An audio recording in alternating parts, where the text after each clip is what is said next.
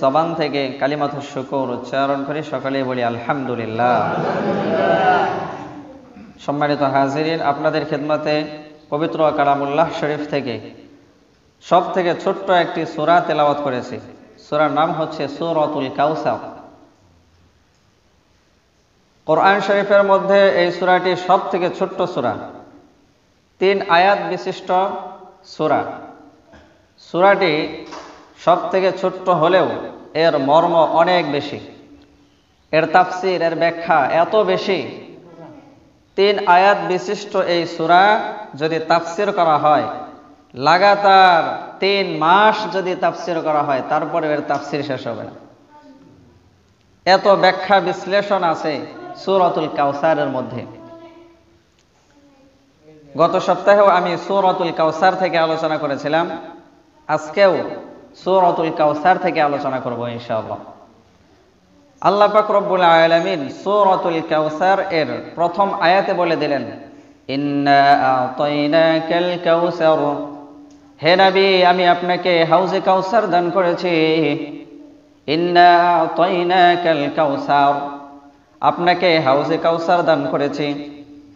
হাউজে কাউসার আপনার জন্য নিয়ামত। হে নবী, এই হাউজে কাউসার শুধু আপনার জন্য নিয়ামত নয়, এই হাউজে কাউসার আপনার গোটা উম্মতের জন্য নিয়ামত। সুবহানাল্লাহ। হে নবী, এই নিয়ামতের শুকরিয়া আদায়ার্থে আপনাকে 2টা কাজ করতে হবে। ফাসাল্লি লিরাব্বিকা ওয়ানহার, 2টা কাজ আপনাকে করতে হবে। 1 নাম্বার হচ্ছে ফাসাল্লি, আল্লাহর সন্তুষ্টি লাভের জন্য আল্লাহর জন্য আপনি নামাজ আদায় করুন। লিরাব্বিকা ওয়ানহার, এবং আল্লাহর সন্তুষ্টি লাভের জন্য কুরবানি করুন। 2টা কাজ আমাদেরকে করতে হবে। 1 নাম্বার সল্লি রব্বিক, আল্লাহর জন্য নামাজ আদায় করতে হবে। 2 নাম্বার হচ্ছে কুরবানি করতে হবে। এই যে কুরবানি, আমরা গত সপ্তাহে আলোচনা করেছিলাম, কুরবানি মানে এই নয় জিলহজ মাসের 10 তারিখে আমরা কিছু গরু, ছাগল, ভেড়া, দুম্বা, মহিষ, উট এগুলো জবেহ করলাম, এটার নাম শুধু কুরবানি নয়। বরং কুরবানি হচ্ছে ত্যাগ স্বীকার করা, মনের ভিতরে মন থেকে ত্যাগ স্বীকার করা। তাকওয়া যাকে বলা হয়, খোদাভীরুতা, আল্লাহর জন্য, লিল্লাহিয়ত, আল্লাহর জন্য করা, এটাকে বলা হয় কুরবানি। অন্য আয়াতে আল্লাহ তাআলা বলেছেন, সূরাতুল হজ এর 37 নম্বর আয়াত, 17 নম্বর পারা, 15 নম্বর পৃষ্ঠা, 13 নম্বর লাইনের মাঝখানে আছে, লা ইয়ানালাল্লাহু লুহুমুহা ওয়ালা দিমাউহা ওয়ালাকিন ইয়ানালুহুত তাকওয়া মিনকুম। আল্লাহ পাক রব্বুল আলামিন কুরবানির জন্তুর রক্ত, গোশত, হাড্ডি কোনো কিছুই আল্লাহর কাছে গ্রহণযোগ্য নয়, বরং আল্লাহর কাছে গ্রহণযোগ্য হলো মানুষের অন্তরের ভিতরে নিহিত তাকওয়া। তাকওয়া আল্লাহর কাছে গ্রহণযোগ্য। এই যে আমরা কোরবানি দিচ্ছি, কোরবানি শুধু আমরাই দিচ্ছি না, বরং আমাদের পূর্ববর্তী উম্মতেরাও কোরবানি দিয়েছেন। এমনকি পৃথিবীর সূচনার লগ্ন থেকেই, আদম আলাইহিস সালাতু ওয়াস সালামের যুগ থেকেই কোরবানি চলে আসছে। আদম আলাইহিস সালাতু ওয়াস সালাম ছিলেন গোটা পৃথিবীর সর্বপ্রথম মানব, সর্বপ্রথম মানুষ। আদম আলাইহিস সালামের যুগের শরীয়ত এমন ছিল, আদম আলাইহিস সালামের যখন সন্তান হতো তার স্ত্রীর ঘরে, তো 2টা সন্তান একসঙ্গে হতো, একটা ছেলে হতো আর একটা মেয়ে হতো। ওই সময় শরীয়তের নিয়ম এমন ছিল, একসঙ্গে যেই ভাই বোন জন্মগ্রহণ করলো তারা পরস্পর ছিল সহোদরা ভাই বোন, তারা পরস্পর বিবাহ করতে পারত না। তবে পরবর্তীতে যেই ভাই বোন জন্মগ্রহণ করবে তাদের সঙ্গে আগের গর্ভের সন্তানদের সঙ্গে বিবাহ বৈধ ছিল। বিষয়টা ক্লিয়ার করার জন্য বলবো, আগের ঘরের ছেলে পরের ঘরের মেয়ে বিবাহ করতে পারত, আগের ঘরের মেয়ে পরের ঘরের ছেলে, এইভাবে তাদের বিবাহ বৈধ ছিল। তো আদম আলাইহিস সালাতু ওয়াস সালামের সর্বপ্রথম যে সন্তান, মানে প্রথম সন্তান ছিল কাবিল, তার সঙ্গে একটা মেয়ে ছিল, যে মেয়েটা খুবই সুন্দরী ছিল, সুশ্রী ছিল। এরপরে জন্মগ্রহণ করেছে কাবিল, হাবিল। হাবিল, তার সঙ্গে যে বোনের জন্ম হয়েছে সেটা ছিল কালো। তো শরীয়ত অনুযায়ী কাবিল বিবাহ করবে হাবিলের আপনার কালো বোনকে, এবং হাবিল বিবাহ করবে কাবিলের সুন্দরী বোনকে। কিন্তু কাবিল এই বিষয়টা কোনোভাবে মেনে নিতে পারছে না। কাবিল বলতেছে কি, তার সঙ্গে যে মেয়েটির জন্ম হয়েছে তাকে বিবাহ করবে, আর শরীয়তে যেটাকে হারাম বলা হয়েছে। এই বিষয় নিয়ে হাবিল এবং কাবিলের মধ্যে দ্বন্দ্ব। সমাধান করার জন্য চলে গেছে আদম আলাইহিস সালাতু ওয়াস সালামের কাছে। আদম আলাইহিস সালাতু ওয়াস সালাম কোনো সমাধান দিতে পারছেন না। আল্লাহ পাক রব্বুল আলামিন আদম আলাইহিস সালাতু ওয়াস সালামকে সমাধানের ব্যবস্থা বের করে দিলেন। আল্লাহ তাআলা বললেন কি, হাবিল এবং কাবিল দুইজনে কুরবানি পেশ করবে আল্লাহর কাছে। যার কুরবানি গ্রহণযোগ্য হবে সে সুন্দরী মেয়েকে বিবাহ করবে। সুবহানাল্লাহ। দুইজনে কুরবানি পেশ করছে। সেই ময়দানের মধ্যে আল্লাহর পক্ষ থেকে একটা আগুন আইসা হাবিলের কুরবানি কবুল করে নিয়েছেন। আগের যুগে নিয়ম এমনই ছিল, যার যার কুরবানি মাঠে ময়দানে পেশ করত, আল্লাহর পক্ষ থেকে একটা অগ্নি আইসা, আগুন আইসা যার কুরবানি কবুল হতো তার কুরবানিটাকে জ্বালিয়ে পুড়িয়ে ছারখার করে দিত। আর যার কুরবানি কবুল হতো না, তার ওই জন্তু বা ওই জিনিসটা মাঠেই পড়ে থাকতো। হাবিলের কোরবানি কবুল হয়ে গেল, কাবিলের কোরবানি কবুল হলো না। কাবিল এবার বলতেছে, হাবিলকে বলতেছে, আমি তোমাকে হত্যা করে ফেলবো। একটা পর্যায়ে হাবিলকে হত্যা করে ফেলা হয়েছে। আর এই বিষয়টা আল্লাহ পাক রব্বুল আলামিন পবিত্র কোরআনে তুলে ধরেছেন। আতলু আলাইহিম নাবা আবনাই আদম বিল হক। হে নবী, আপনি আপনার উম্মতের কাছে হাবিল এবং কাবিলের দুইজনের ঘটনা বর্ণনা করুন। হাবিল এবং কাবিল আদম আলাইহিস সালাতু ওয়াস সালামের দুইটা সন্তানের ঘটনা উম্মতের কাছে যথাযথভাবে বয়ান করুন।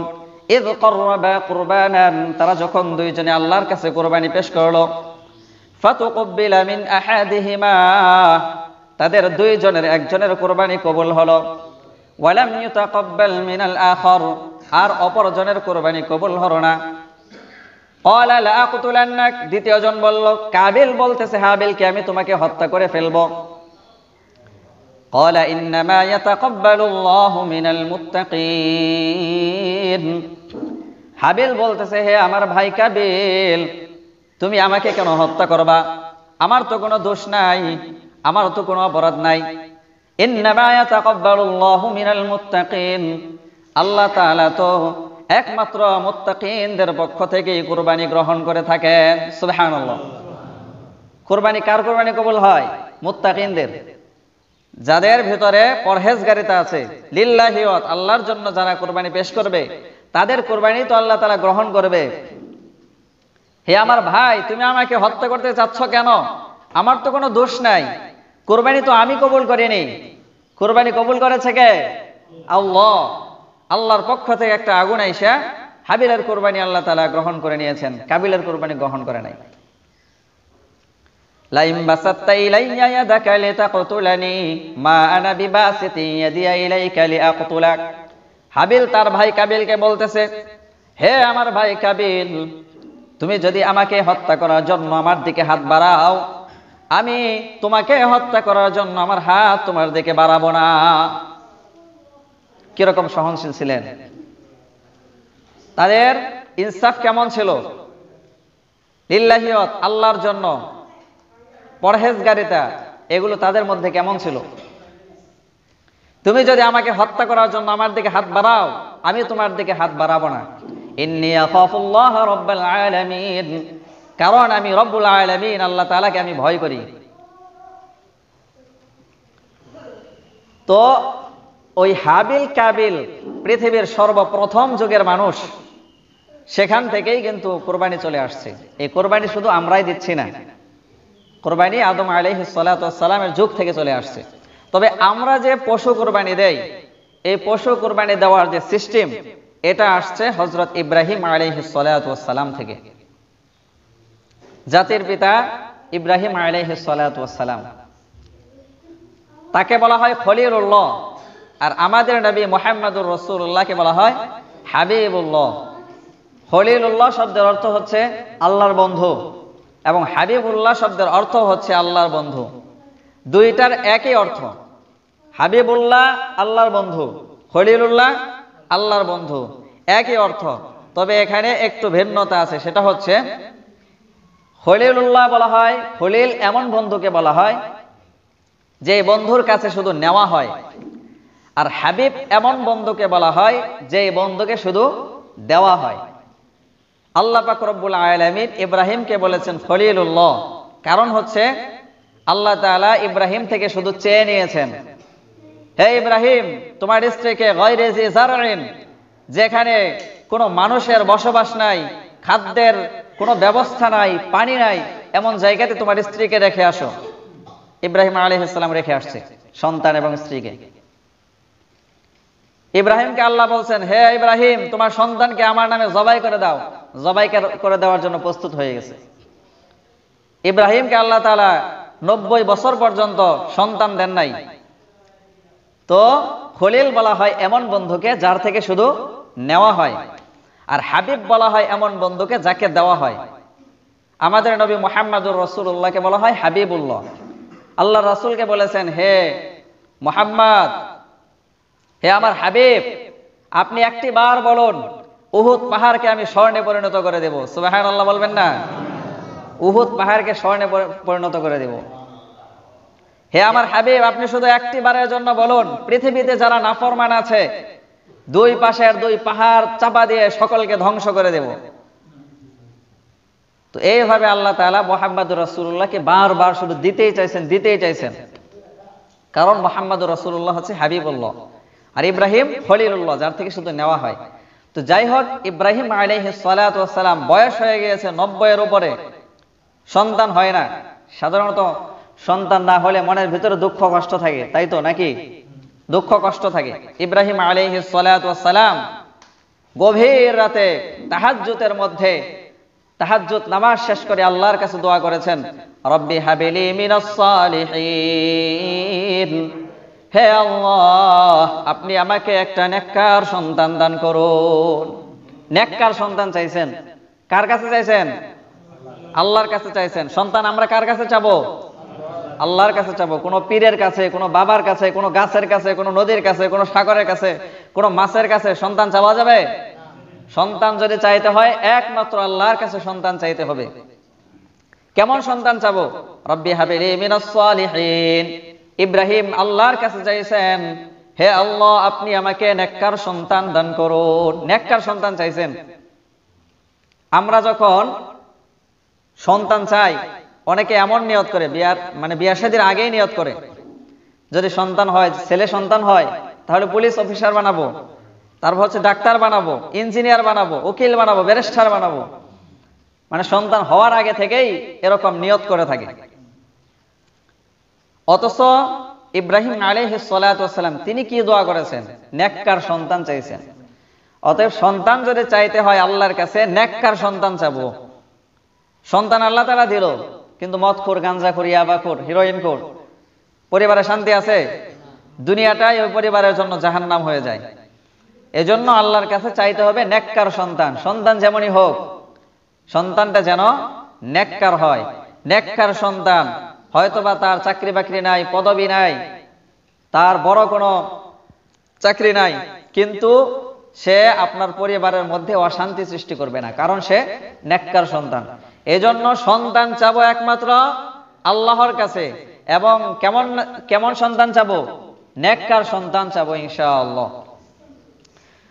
তো যাই হোক, ইব্রাহিম আলাইহিস সালাতু ওয়াস সালাম আল্লাহর কাছে সন্তান চাইলেন, রব্বি হাবিলি মিনাস সালিহিন, হে আল্লাহ, আপনি আমাকে একটা নেককার সন্তান দান করুন। আল্লাহ তাআলা বলেন, ফাবাশশারনাহু বিগুলামিন হালিম, হে ইব্রাহিম, তুমি আমার কাছে নেককার সন্তান চেয়েছো, আমি তোমাকে ধৈর্যশীল সন্তানের সুসংবাদ দিয়ে দিলাম। সুবহানাল্লাহ। ইব্রাহিম নেককার সন্তান চাইছে, আল্লাহ তাআলা ধৈর্যশীল সন্তান দিয়েছেন। ধৈর্যশীল কেন? সামনে আসতেছে। ইব্রাহিম আলাইহিস সালাতু ওয়াস সালাম সন্তানের বাবা হয়ে গেলেন। বয়স কত? 90-এর উপরে সন্তানের বাবা হয়ে গেলেন। বৃদ্ধ অবস্থায় সন্তানের বাবা হয়েছেন, শেষ বয়সে। মনে অনেক বড় আনন্দ, যেই বয়সে সন্তান হওয়ার কথাই ছিল না, সেই বয়সে সন্তান হয়েছে। সন্তানের প্রতি মায়া মহাব্বত কম থাকবে নাকি বেশি থাকবে? কি বলেন? বেশি থাকবে। সন্তানের প্রতি মায়া দিন দিন ইব্রাহিমের বাড়তেই আছে। আল্লাহ তাআলা বলেন, হে আমার হাবিব খলিলুল্লাহ, আমার পয়গম্বর খলিলুল্লাহ, আপনার অন্তরের মধ্যে দেখছি দিন দিন সন্তানের মহাব্বত বেড়ে যাচ্ছে, আর আমি আল্লাহর প্রতি মহাব্বত কমে যাচ্ছে। হে আমার খলিল, বিষয়টা কি এমন? তখন খলিলুল্লাহ ইব্রাহিম আলাইহিস সালাতু ওয়াস সালাম বললেন, হে আল্লাহ, সারা দুনিয়ার সব কিছুর চাইতে আল্লাহ আপনাকেই সব থেকে বেশি ভালোবাসি। তখন আল্লাহ তাআলা বলেন, হে ইব্রাহিম, তাহলে আপনি পরীক্ষা দিন। কিরকম পরীক্ষা?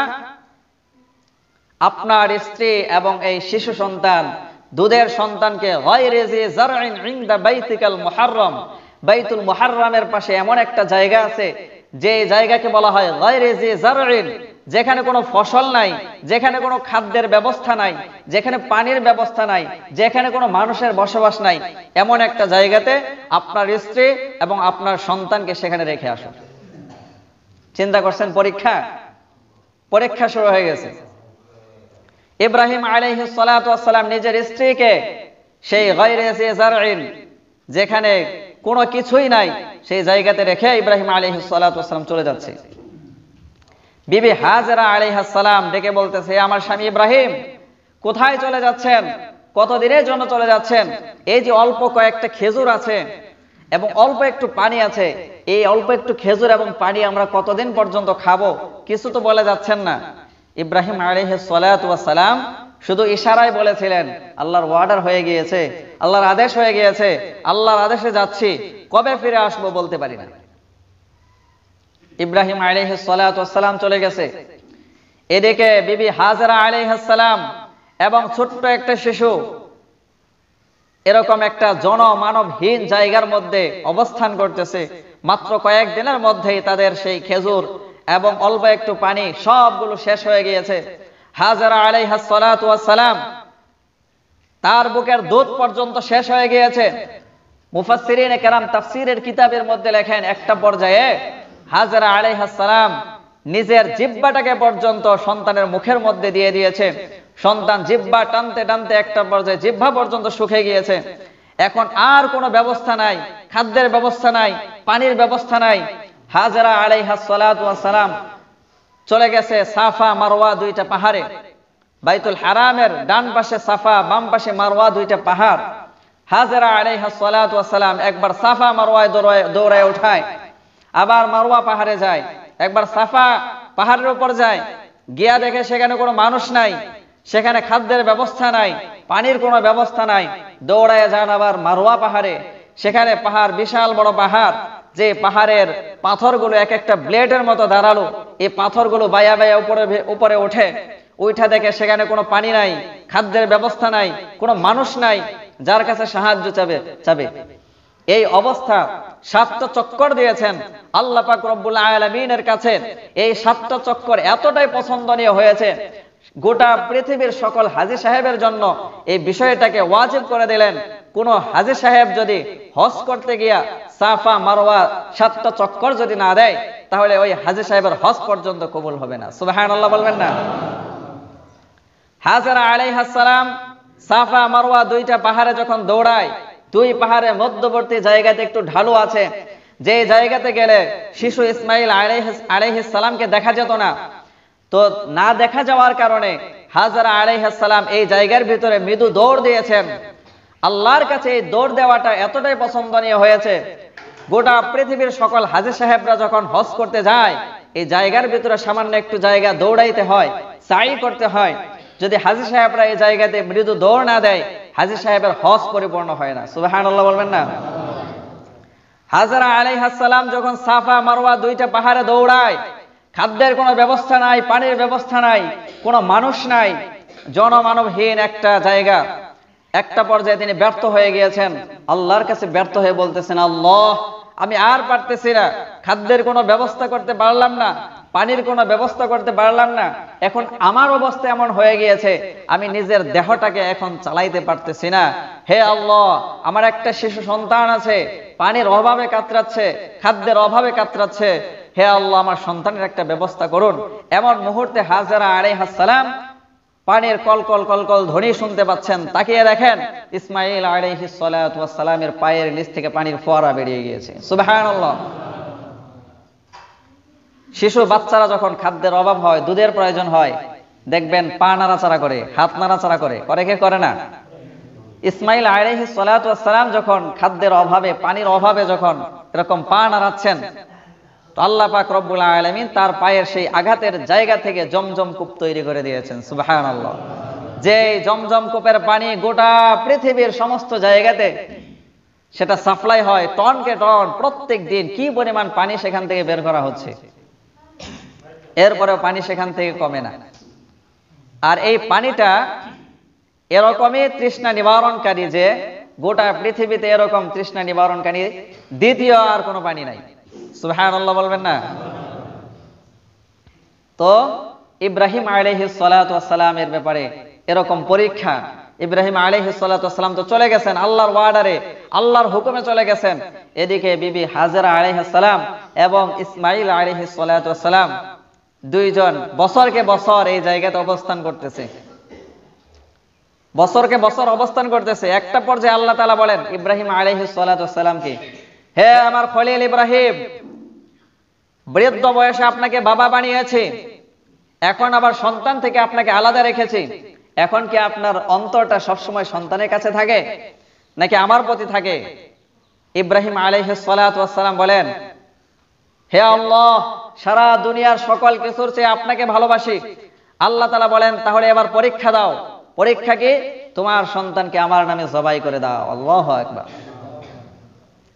ইব্রাহিম আলাইহিস সালাতু ওয়াস সালাম চিন্তায় পড়ে গেছে, বছরকে বছর স্ত্রীর কোনো খোঁজ খবর রাখি নাই, সন্তানের খোঁজ খবর রাখি নাই, এখন আবার আল্লাহ তাআলা বলেছে সন্তানকে জবেহ করার জন্য। এখন যদি আমি আমার স্ত্রীর কাছে যাই সন্তানকে জবেহ করব বলে, স্ত্রী আমাকে দিবে কিনা? তিনি এরকম বিপাকে পড়ে গেছেন, স্ত্রী যদি আমাকে সন্তান না দেয় তাহলে কি উপায় হবে? পবিত্র কোরআনে আল্লাহ পাক রব্বুল আলামিন বলেন, ফালাম্মা বালাগা মাআহুস সা'য়া, যখন ইসমাঈল আলাইহিস সালাতু ওয়াস সালাম চলার উপযুক্ত হলেন, মুফাসসিরিন একরাম বলেন যখন বালেগ হলেন, অর্থাৎ 14-15 বছর বয়স হলো, আল্লাহ পাক রব্বুল আলামিন এই টাইমে ফালাম্মা বালাগা মাআহুস সা'য়া ক্বালা ইয়া বুনাইয়া ইন্নী আরা ফিল মানাম, আল্লাহ তাআলা স্বপ্নে দেখিয়ে দিলেন। ইব্রাহিম আলাইহিস সালাতু ওয়াস সালাম স্বপ্নে দেখলেন নিজের সন্তান ইসমাঈল আলাইহিস সালাতু ওয়াস সালামকে কুরবানি করতেছে। রুয়াতুল আম্বিয়া হক, নবীদের স্বপ্ন সত্য। নবীদের স্বপ্ন হচ্ছে ওহী। আমরা স্বপ্ন দেখি যেগুলো শয়তান দেখায় কিংবা আমরা বিভিন্ন ধ্যান ধারণার কারণে দেখে থাকি, কিন্তু নবী রাসূল স্বপ্ন দেখেন যেগুলো ওহী, আল্লাহর পক্ষ থেকে দেখানো হয়। তো আল্লাহর পক্ষ থেকে ইব্রাহিম আলাইহিস সালাতু ওয়াস সালাম দেখলেন নিজের সন্তানকে জবেহ করতেছে, ইসমাঈলকে জবেহ করতেছে। এটা আল্লাহর পক্ষ থেকে একটা ওয়ার্ডার, হুকুম। আল্লাহ তাআলা হুকুম দিয়েছেন, হে আমার খলিল, আপনার সন্তানকে জবেহ করুন। তো জবেহ করবে, স্ত্রীকে বলেন নাই, বলছে নিজের সন্তানকে, ইয়া বুনাইয়া ইন্নী আরা ফিল মানামি আন্নী আযবাহুক, হে আমার সন্তান ইসমাঈল, আমি স্বপ্ন যুগে দেখেছি আমি তোমাকে জবেহ করতেছি, আমি তোমাকে জবেহ করতে দেখেছি। বাবা যেমন নবী, সন্তানও নবী। চেয়ারম্যানের ছেলে চেয়ারম্যান হয়, ইমামের ছেলে ইমাম, তো ওরকম নবীর ছেলে নবী। তো তার ধ্যান ধারণা, তার আকীদা বিশ্বাস ওরকম নবীর মতোই, শিশু হলেও তিনি বলতেছেন, ইয়া আবাতি ফাআল মা তু'মার, হে আমার বাবা, আপনি যা স্বপ্ন দেখেছেন আল্লাহর পক্ষ থেকে যে ওয়ার্ডার আপনাকে দেওয়া হয়েছে, তু'মার, আপনি তা বাস্তবায়ন করুন। সুবহানাল্লাহ বলবেন না? তার মানে আমাকে জবেহ করুন। দেখুন কেমন সন্তান আর কেমন বাবা। বাবা নিজের একেবারে ছোট্ট বালককে বলতেছে তোমাকে জবেহ করার ওয়ার্ডার আসছে আল্লাহর পক্ষ থেকে। সন্তানও বলতেছে আল্লাহর পক্ষ থেকে ওয়ার্ডার আসছে, বাস আমাকে জবেহ করুন। এতে আমার কোনো আফসোস নাই, কোনো দুঃখের কোনো বিষয় নাই। তবে হ্যাঁ, আমার পক্ষ থেকে একটা পরামর্শ আছে। কি পরামর্শ? সামনে বলতেছি। তো ইব্রাহিম আলাইহিস সালাতু ওয়াস সালাম নিজের সন্তানকে এবার নিয়ে রওনা হয়েছে মিনা প্রান্তরে, যেখানে হাজী সাহেবরা কোরবানি করে। হাজী সাহেবরা যেখানে জন্তু কোরবানি করে, গরু, ছাগল, ভেড়া, মহিষ যেখানে কোরবানি করে, এই জায়গাতে নিয়ে যাচ্ছে। এমন টাইমে শয়তান আসছে ধোঁকা দেওয়ার জন্য। হাজরা আলাইহিস সালামের কাছে গেছে। শয়তান চিন্তা করছে, এক মাকে ধোঁকা দিয়ে সফল হয়েছি, হাওয়াকে ধোঁকা দিছি, এবার হাজরাকে ধোঁকা দেই, দেখি সফল হতে পারি কিনা। গেছে হাজরার কাছে, বলে, হ্যাঁ বিবি হাজরা, তোমার ছেলেকে জবেহ করার জন্য নিয়ে যাচ্ছে তোমার স্বামী। হাতে ছুরি দেখছো? বলে, হ্যাঁ দেখছি। ওই ছুরি দিয়ে কি করবে? তোমার সন্তানকে জবেহ করবে। হাজরা আলাইহিস সালাম বলে, এ শয়তান দুশমন, তুই দূর হ, আমি বিশ্বাস করি না। শয়তান বলতেছে, বিশ্বাস করো না?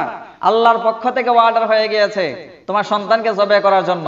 এবার হাজরা আলাইহিস সালাম বলে, আল্লাহর পক্ষ থেকে যদি বাস্তবেই অর্ডার হয়ে থাকে তাহলে আমার হৃদয়ের মধ্যে বিন্দু মাত্রও কোনো আফসোস নাই। সুবহানাল্লাহ বলবেন না?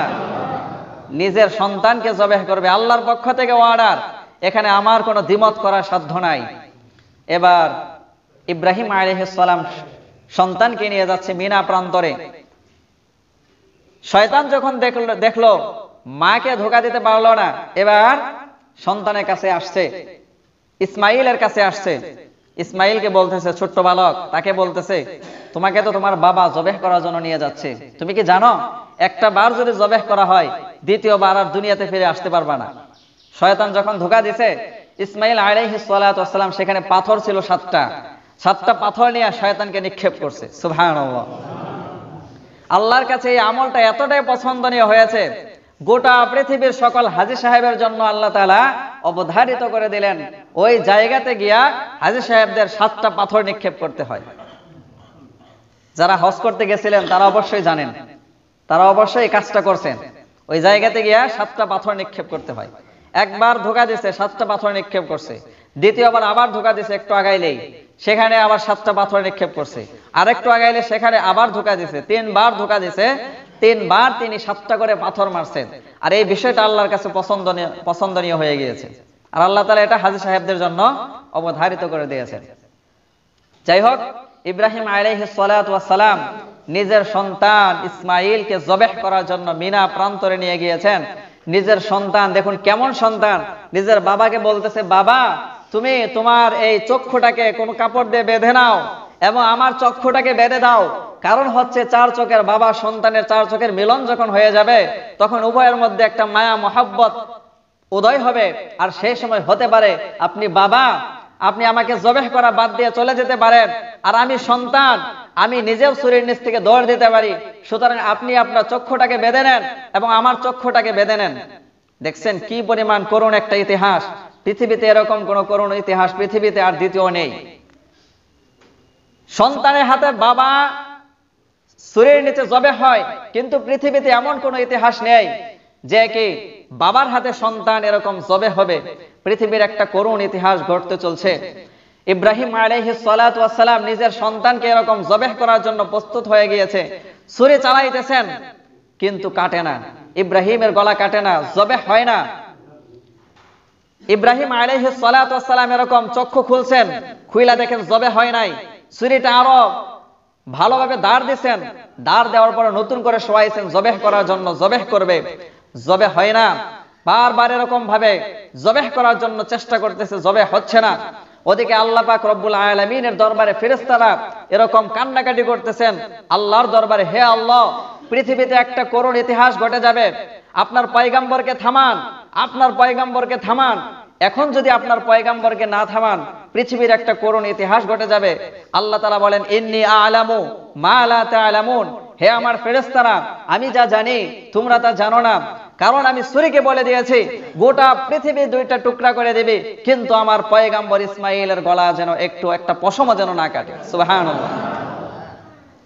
ইব্রাহিম আলাইহিস সালাতু ওয়াস সালাম জবেহ করছেন, ফিঙ্কি দিয়ে রক্ত বের হয়ে গেছে। ইব্রাহিম আলাইহিস সালাতু ওয়াস সালাম আল্লাহু আকবার বলে উঠছেন, আল্লাহু আকবার, আল্লাহু আকবার। ছুরির নিচ থেকে ইসমাইল আলাইহিস সালাতু ওয়াস সালাম বলে উঠছেন, লা ইলাহা ইল্লাল্লাহু, আল্লাহু আকবার, আল্লাহু আকবার। এবার ফেরেশতারা বলতেছে, ওয়ালিল্লাহিল হামদ, সকলে প্রশংসা করতেছেন। ফিঙ্কি দিয়ে যখন রক্ত বের হয়েছে, ইব্রাহিম আলাইহিস সালাতু ওয়াস সালাম চক্ষুটা খুলে দেখেন একটা জন্তু, অপরিচিত একটা জন্তু জবে হয়ে ছটফট করতেছে। সুবহানাল্লাহ।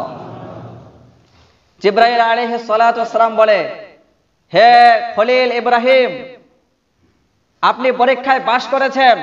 ওয়ানাদাইনাহু আইয়া ইব্রাহিম, আল্লাহ তাআলা পবিত্র কোরআনে বলেন ওয়ানাদাইনাহু আইয়া ইব্রাহিম। আল্লাহ তাআলা সরাসরি ইব্রাহিমকে ডেকে বলতেছে, হে ইব্রাহিম, কদ সাদ্দাকাতার রুয়া, আপনি আপনার স্বপ্নকে বাস্তবায়ন করেছেন, আপনি পরীক্ষায় পাশ করেছেন। যান, জান্নাত থেকে এই দুম্বা আপনাকে দেওয়া হয়েছে। এই দুম্বা আপনি নিজে, আপনার সন্তান এবং আপনার স্ত্রী সকলে মিলে আনন্দের সঙ্গে আপনারা রান্না করে খান। সুবহানাল্লাহ।